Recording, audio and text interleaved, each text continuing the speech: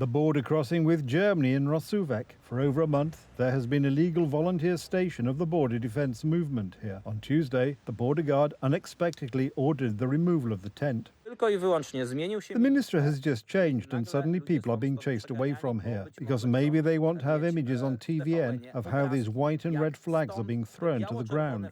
Activists from the movement and politicians from Law and Justice who were present at the scene emphasised that the officers were only following orders from above. To be clear, the border services, the border guard, the territorial defence force and the police do not want to remove this tent, but unfortunately, in my opinion, they have orders from Minister Kavinsky to remove this tent and the volunteers from here. When the border defence movement agreed to remove the tent, the border guard left the site. We decided that there was no point in any confrontation. We're here to help the border guard and the Polish army, so we will move the tent if necessary. But we are coming back with the tents, and they have already backed down. This is how it looks in practice. Volunteers encounter hostility from the authorities in Warsaw, but out of respect for the uniform, they follow orders. Meanwhile, Tusk's ministers continue their smear campaign in the media. They are hindering the performance of tasks. What are they doing specifically, for example?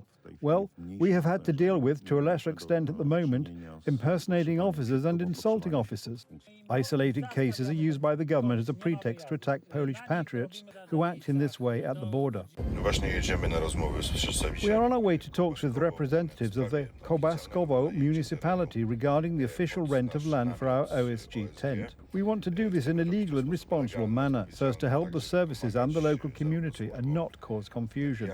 But Donald Tusk is playing his political game. The border defence movement, which keeps an eye on the Polish and German services by documenting events at the border, is not to the liking of the authorities. This is why the strongest blow is being dealt to its leader, Robert Bankiewicz. There are two possibilities, exactly as I said. Either he is a useful idiot, let's say straight, or he is a conscious agent. And that's all about Robert Bankiewicz. I'm glad that this has already been done, and I think that these are not the last accusations against Robert Bankiewicz. Now the government spokesman will have to explain himself using these words.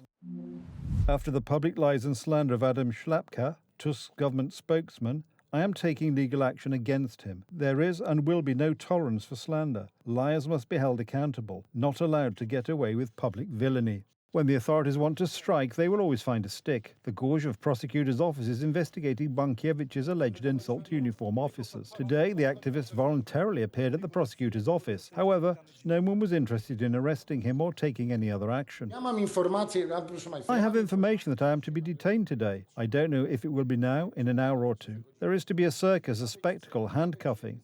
If I'm a dangerous criminal, I am here.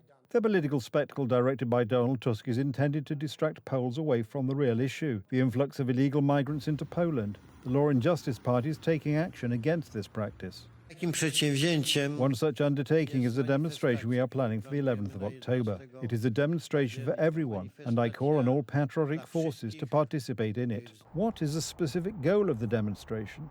It is to be a protest against the accelerated migration pact that is being imposed on Poland as a result of the agreements reached here in Warsaw at the summit of the European Union Interior Ministers, chaired by Minister Siemoniak. It was here that it was decided that the migration pact, that is the forced relocation of illegal migrants from Africa and Muslim countries, of whom there are far too many because Western Europe has accepted them, is to go ahead and be accelerated. Law and Justice is also collecting signatures for a referendum aimed at blocking the migration pact.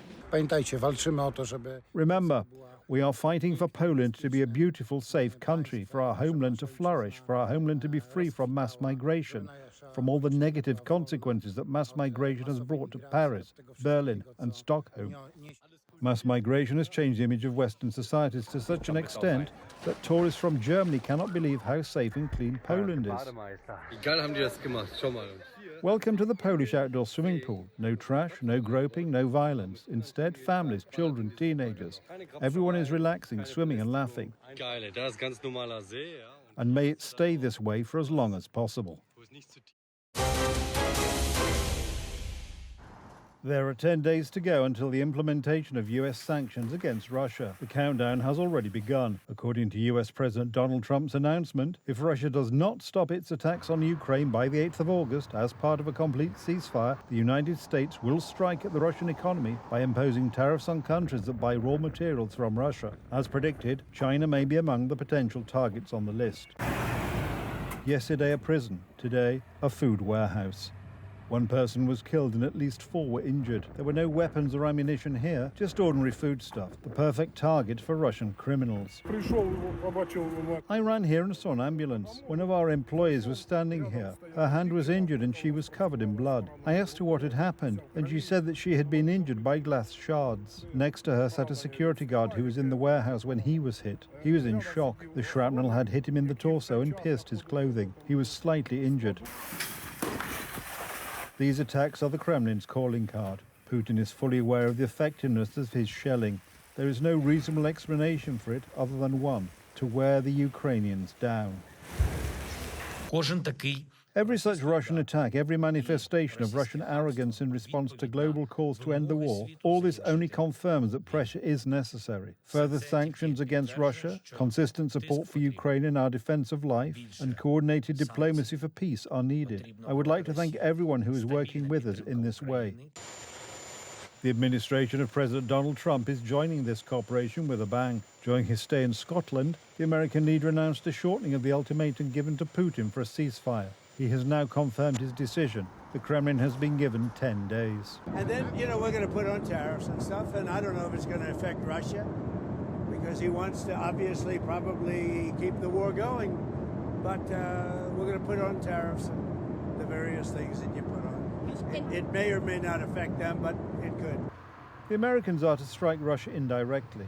The sanctions will target countries that do business with Moscow and indirectly finance the war in Ukraine. This list includes countries such as China, India, and Turkey. What is making its way through the U.S. Senate, and hard to imagine anything could get 80 or 90 bipartisan votes in the U.S. Senate, is a bill that will give the president discretion to apply secondary tariffs on sanctioned Russian oil from, I believe it's from 0 to 500%. I believe he's used 100%.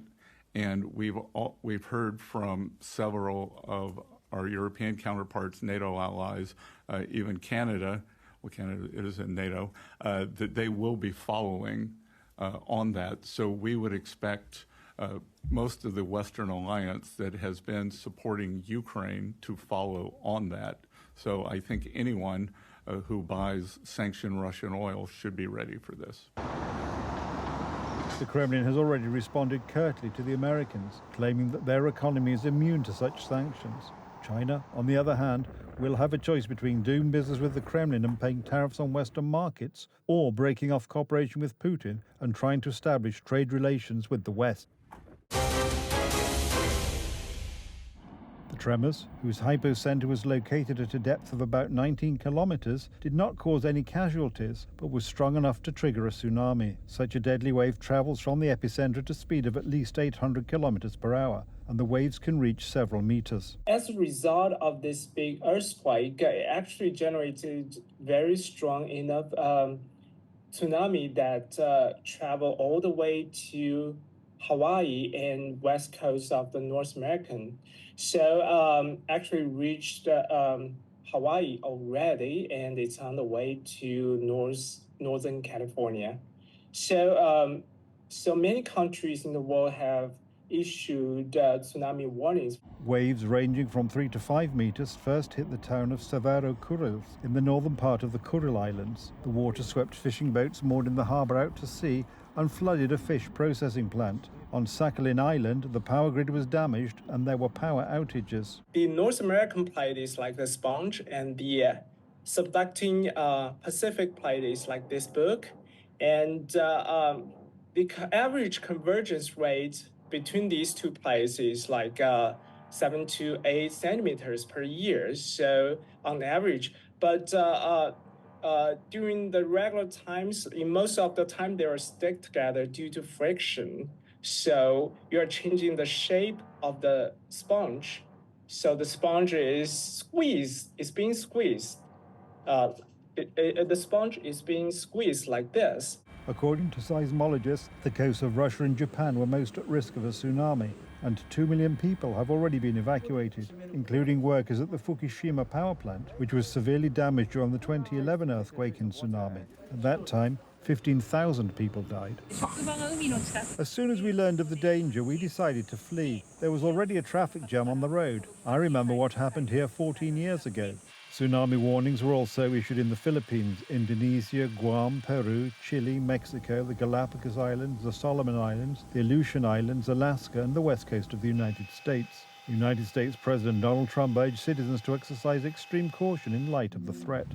Due to a massive earthquake that occurred in the Pacific Ocean, a tsunami warning is in effect for those living in Hawaii. A tsunami watch is in effect for Alaska and the Pacific coast of the United States. Japan is also in the way. Please visit tsunami.gov for the latest information. Stay strong and stay safe. Tourists in Hawaii have been urged to evacuate from the coast to higher ground. Hey, the Pacific Tsunami Warning Center has downgraded the forecast from a tsunami warning to a tsunami advisory.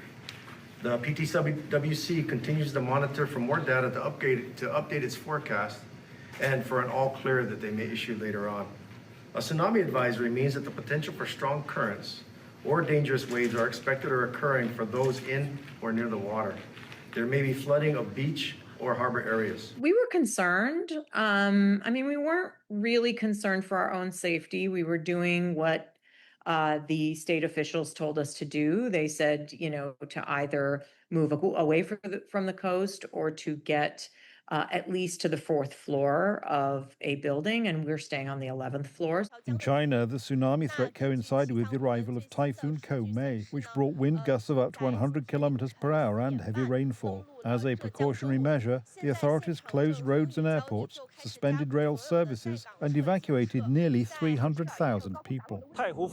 All construction work has been suspended and all passenger and cargo ships are prohibited from sailing. We have divided ourselves into several teams to carry out intensive checks and ensure that no one sets sail before the typhoon arrives. We all remember the deadly tsunami in the Indian Ocean in December 2004. At that time, its magnitude was estimated at least 9. That earthquake triggered a catastrophic tsunami wave that killed at least 250,000 people. Buonasera, buenas tardes, good evening. Rome, the eternal city, which has been welcoming countless pilgrims and believers for thousands of years. Today it resounds with the singing and prayers of young people. From July 28th to August 3rd, Rome is hosting the Youth Jubilee, an event bringing together young Catholics from around the world. Over 500,000 pilgrims from 146 countries have arrived in the apostolic capital. During yesterday's welcome mass, Pope Leo XIV surprised everyone by making a personal appearance in St. Peter's Square, which was not part of the ceremony schedule. Thousands of faithful greeted the Holy Father with cheers. These are the Pope's young people. Buenos días, un camino. Today, your voices, your enthusiasm, your cries are directed to Jesus Christ, and he will listen to them until the end of the world. Today we begin several days of the Jubilee journey. Today, the world needs a message of hope. These are not the only religious meetings, but also the voice of a young generation, which despite global crises, wars, and uncertainty, continues to believe in the meaning of community, peace, and hope. Under the slogan Pilgrims of Hope, they want to pray together, talk, share their experiences of faith, and inspire each other to action. What has brought many young people from all over the world here is the idea of a global community and the fact that we are here for one reason, because of the faith we profess, of course at different levels, of course with different questions, but the impulse that has brought us all here is certainly one: faith. The organizers expect up to 1 million participants, with the culmination of events coming this weekend during the Great Vigil in Tor Vergata and Sunday Mass with Pope Leo XIV. It is there that young people will unite in a common call for peace, brotherhood, and faith.